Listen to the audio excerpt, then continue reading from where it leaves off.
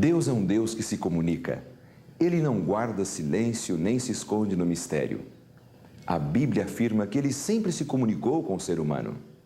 Agora você aprenderá um pouco mais sobre uma das maneiras de Deus se comunicar, o dom de profecia.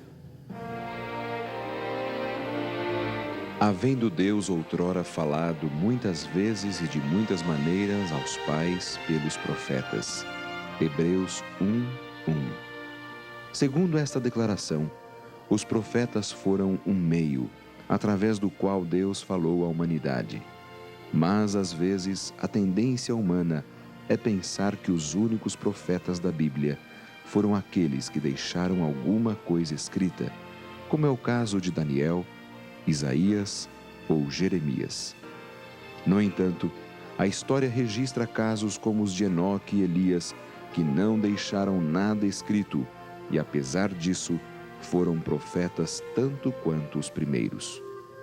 Referindo-se aos últimos dias, Deus anunciou pela boca do profeta Joel o seguinte: E acontecerá depois que derramarei o meu espírito sobre toda a carne.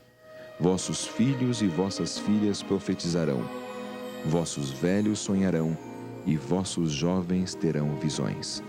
Joel capítulo 2, verso 28.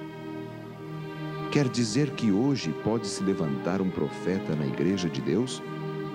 É isso que Joel está afirmando, e João confirma o dom de profecia como uma das características do povo de Deus dos últimos dias. Irou-se o dragão contra a mulher, e foi pelejar com os restantes da sua descendência, os que guardam os mandamentos de Deus e têm o testemunho de Jesus. Pois o testemunho de Jesus é o espírito de profecia. Apocalipse 12:17 e 19:10. Como podemos hoje conhecer se um profeta é enviado por Deus? São João nos aconselha: Amados, não deis crédito a qualquer espírito. Antes provai os espíritos se procedem de Deus, porque muitos falsos profetas têm saído pelo mundo afora. 1 João 4:1. Se existem falsos profetas, quer dizer que também podem existir profetas verdadeiros. Mas como saber quem é quem? A Bíblia registra pelo menos 4 características de um profeta verdadeiro. A primeira característica são os frutos. Acautelai-vos dos falsos profetas que se vos apresentam disfarçados em ovelhas, mas por dentro são lobos roubadores. Pelos seus frutos os conhecereis. Colhem-se porventura uvas dos espinheiros ou figos dos abrolhos? Mateus capítulo 7, versos 15 e 16. Se você não tivesse nunca visto um pé de maçã e alguém lhe afirmasse que aquele é um, como você acha que pode conferir se lhe estão dizendo a verdade? Por seus frutos, é claro. Você aguarda os frutos aparecerem. Se são maçãs, então estavam lhe dizendo a verdade. Esta prova nunca falha. Portanto, quando alguém se levanta afirmando que é um profeta, é preciso aguardar os seus frutos. Se o ministério do pretenso profeta é discórdia, briga e desentendimento, não pode nunca ser um profeta de verdade.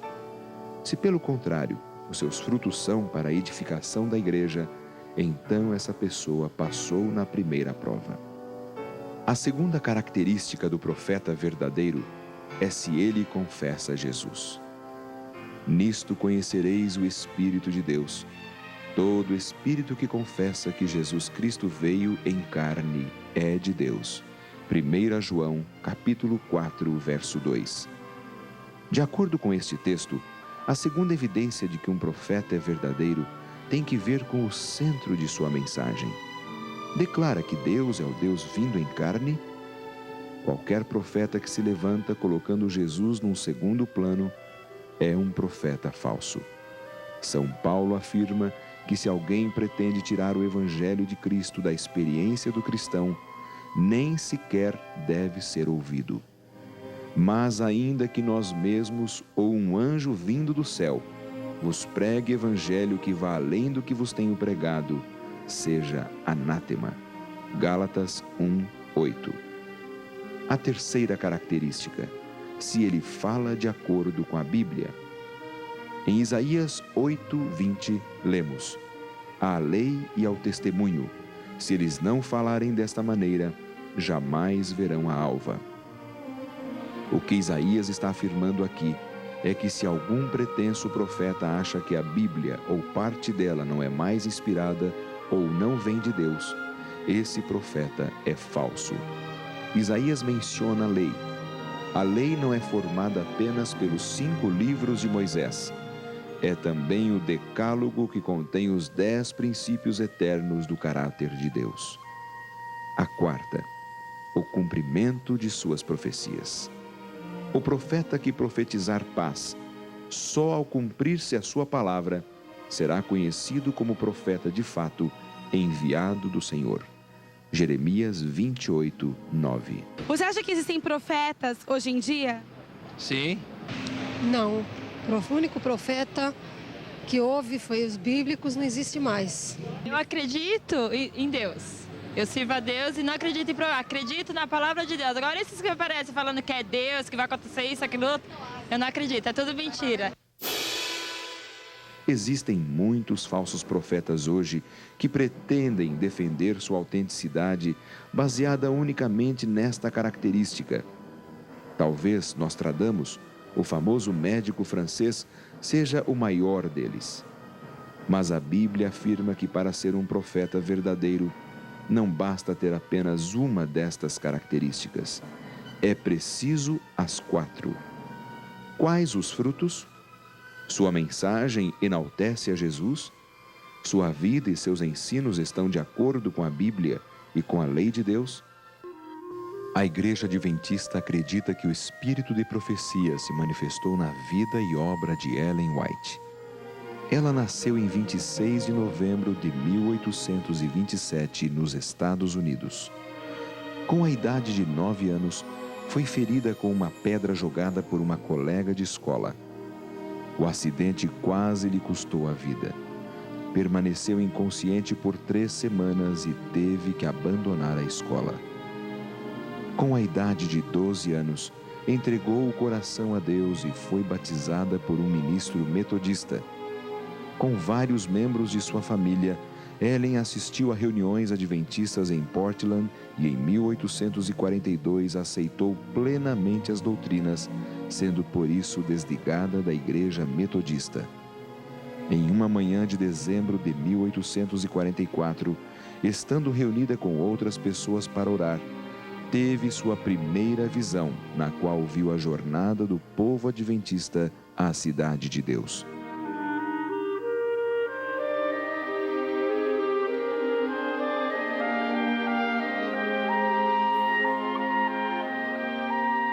Relatou a visão aos crentes de Portland, os quais aceitaram como luz de Deus. Nisso, abri meus olhos e vi uma senda reta e estreita, traçada sobre o mundo.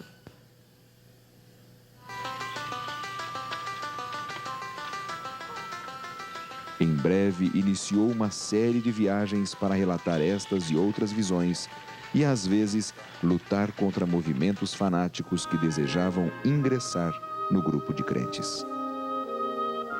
Conheceu o jovem pregador Tiago White, com quem se casou. Tiveram 4 filhos. Tiago e Ellen estudaram cuidadosamente um folheto de Joseph Bates intitulado O Repouso do Sétimo Dia. Pai, oramos para que o Teu Espírito permaneça conosco no que estudamos a Tua Santa Palavra. Pedimos que nos aproxime mais à verdade e à sabedoria. Lembra-te do dia do sábado para o santificar. Aceitaram a verdade do sábado e em 7 de abril de 1847 foi-lhe mostrada uma visão na qual via a lei de Deus com uma luz que resplandecia sobre o 4º mandamento. Milhares de pessoas naquela época tiveram a oportunidade de ver a senhora Ellen White no momento da visão. Manifestaram-se nela os mesmos fenômenos descritos na Bíblia com respeito aos profetas da antiguidade. Um profeta, quando está em visão, ele vê, ele ouve, ele sente, ele fala e não respira. Tudo isso que eu falei está baseado em Daniel 10, verso 15, 16 e 17. Olha, Ellen White, uma serva de Deus, uma mulher da Igreja Adventista do Sétimo Dia, ela foi usada por Deus por volta de 1844, quando Deus lhe deu visões.